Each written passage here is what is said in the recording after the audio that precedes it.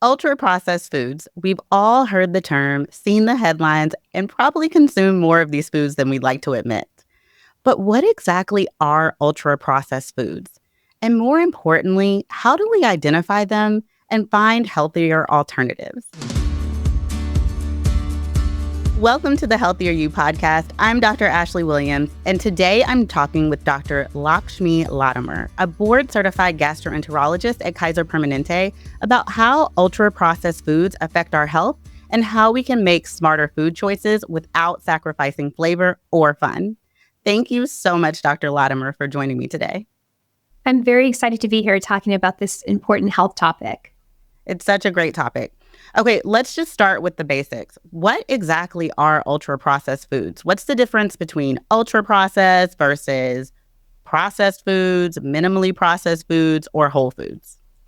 So ultra-processed foods are products made with ingredients that are not typically found in foods that you would consume in nature. So unlike minimally processed foods or unprocessed whole foods, such as eggs, for example, which pretty much come to your table from the farm looking very similar, ultra-processed foods have been radically altered by manufacturers.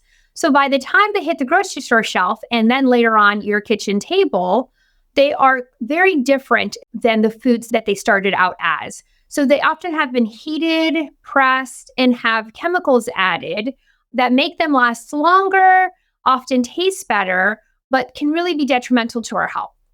As far as minimally processed foods are foods that may undergo some processing, but don't have as many chemicals and other compounds added to the food. So it may be heated, it may have salt added, but a lot of the additional chemicals are not added to the food. Since that's the difference between an unprocessed whole food, a minimally processed food, and an ultra-processed food.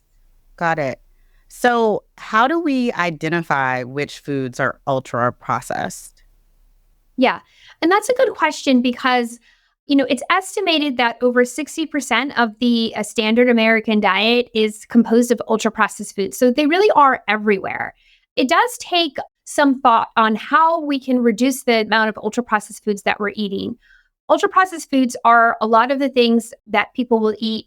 Think about breakfast cereals. Think about protein shakes, protein bars, any of the sugary snacks, cookies, candies that are packaged, any of the kind of packaged snacks. All of these are ultra-processed. So literally they are everywhere. Fast food, they're easy to ship and they're very convenient. And so in order to reduce our processed food intake, we have to be more intentional about looking at the foods that we're consuming. The best way to do that is actually to turn the package around and look at the ingredients label. And what you will find as you're looking at the ingredients label is that ultra-processed foods often have a long list of ingredients that sound more like chemicals than actual food or flavoring. So for example, some of these could be sodium nitrate, hydrogenated oils, maltodextrin, monosodium glutamate. So these all sound like chemicals. They don't sound like things that you would actually cook at home with. And so that's going to be a tip-off that it's an ultra-processed food and something that you're going to want to try to avoid when possible. The rule of thumb is if it contains ingredients that you don't have in your home kitchen, then you can assume that it is ultra-processed.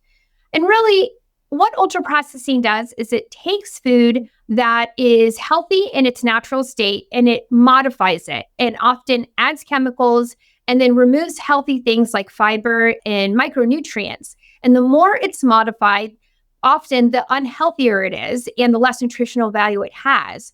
So that by the end, what you're left with is no longer a healthy whole food, but what I like to consider more of a edible processed food-like substance. Wow. It sounds like ultra-processed foods are the easier grab and go foods. I love the tip about if you can't find it in your pantry, it's probably something that is ultra-processed. Can you talk a little bit about why ultra-processed foods are bad for your health?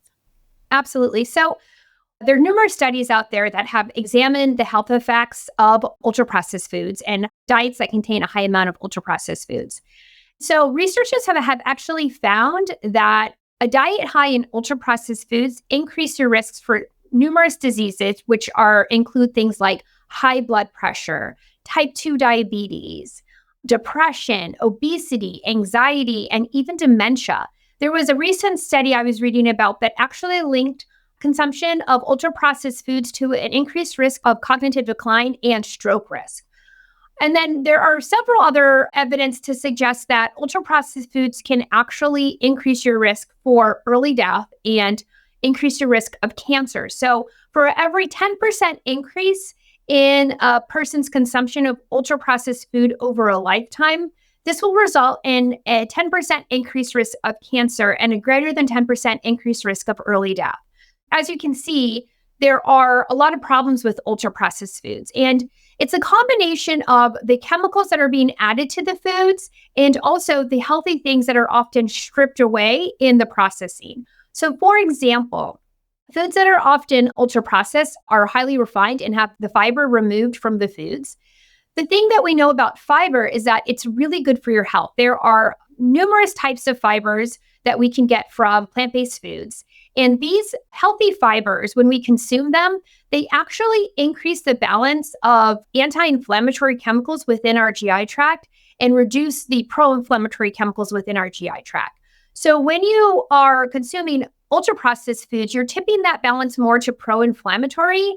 Not only is this going to cause issues inside your GI tract, but that inflammation then spreads to your entire body. It will increase your risk of GI symptoms such as bloating, diarrhea, constipation, but also increases your risk for other diseases such as GI tract diseases like colon cancer and then cardiovascular diseases as well. Wow. I'm thinking about what's in my pantry and what I've been feeding my family. You've presented a lot of information that really has me thinking a lot. Are there any processed foods that are okay to eat? Yeah. Most things that are going to be found in cans or packagings, they have been processed some, but there are minimally processed foods that can be convenient and can be things that we can include in our diet. So for example, canned tuna, right? If you look at the ingredients list on the canned tuna, it typically will say something like tuna, some salt, maybe water, and oil. That's going to be an example of a minimally processed food.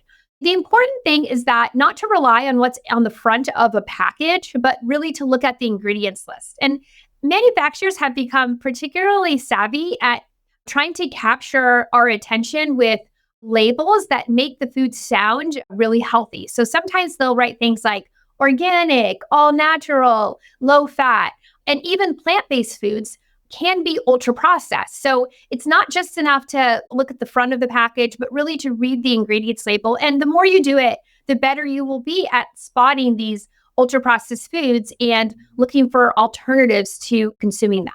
Oh, great. That's a segue into my next question. So we've talked a lot about ultra processed foods. Can you give us some examples of healthier alternatives to ultra processed foods and what we should be eating instead of processed foods? Yeah, absolutely. So I think there are a few ways to tackle this problem. If it's something that you're interested in doing, just understand that it's not an all or nothing, right? So if we understand that the average American consumes 60% of their calories from ultra processed foods, it's going to take a while to really change your eating habits. And so the important thing is to start where you are and find ways that you can improve and select more high quality foods. The first thing I would say is when you go to the grocery store, you want to shop the periphery of the grocery store. Think of the produce section, for example. Love the produce section. It's going to have healthy things, fruits and vegetables.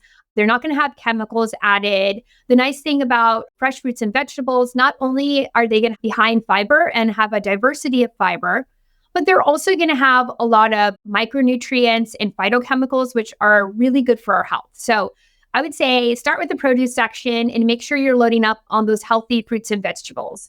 The other thing is on the periphery of the grocery store, you're going to find things like the meat section, the seafood section. So those are going to be things that are kind of coming to you.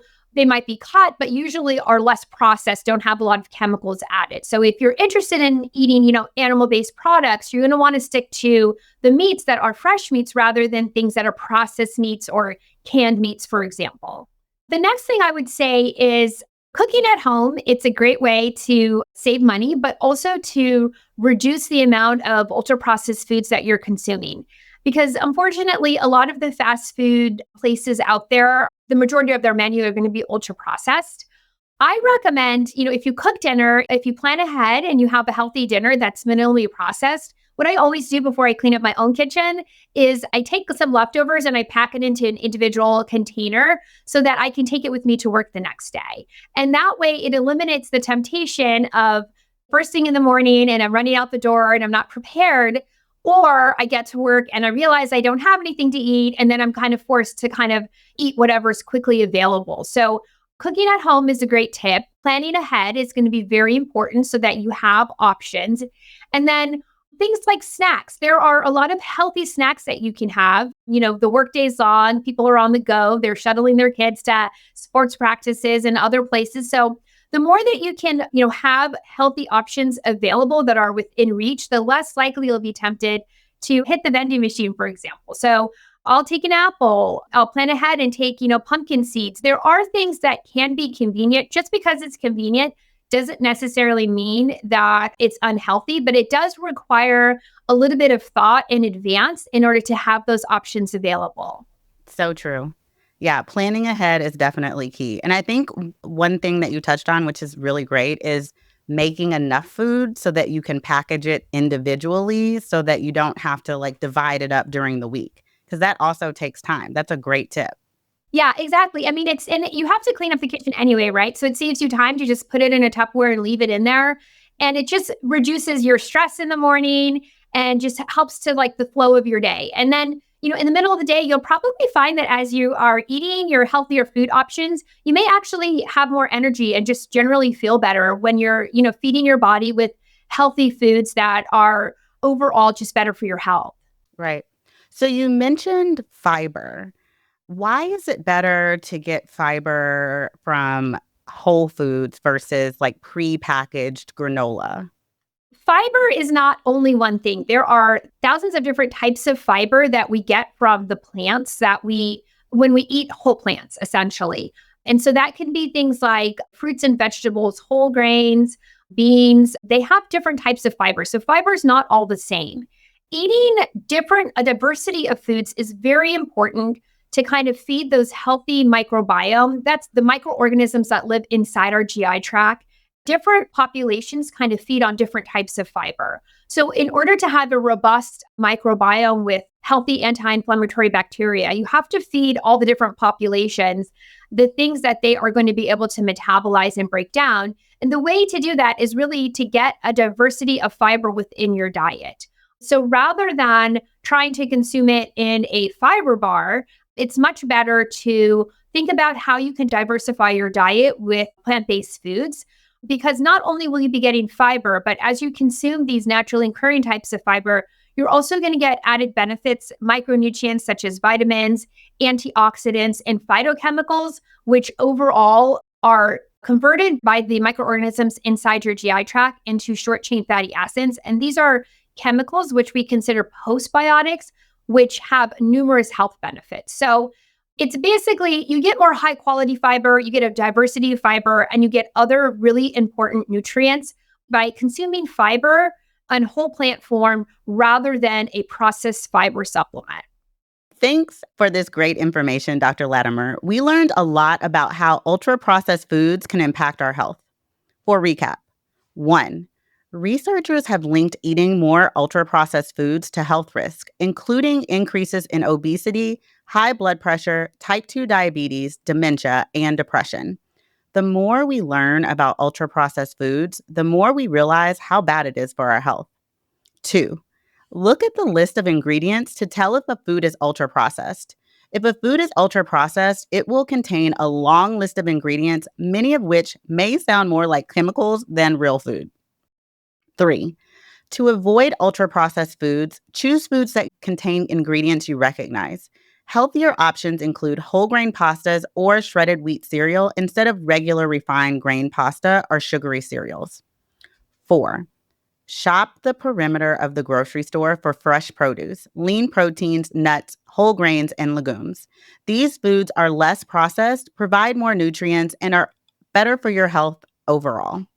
And 5. One of the best ways to cut back on ultra-processed foods is to cook from home. If you're not used to cooking at home, no worries. It takes time to develop this habit. Start small, like eating a whole food meal at home every Sunday. You can prepare lots of meals over the weekend and eat them during the week. Sometimes prepackaging does help. For more healthy tips from our experts and other health advice, visit kp.org/doctor and listen to more episodes of Healthier You wherever you get your podcasts. If you enjoyed this episode, be sure to share it with others who may find it helpful. Thank you from all of us at Kaiser Permanente. Be well.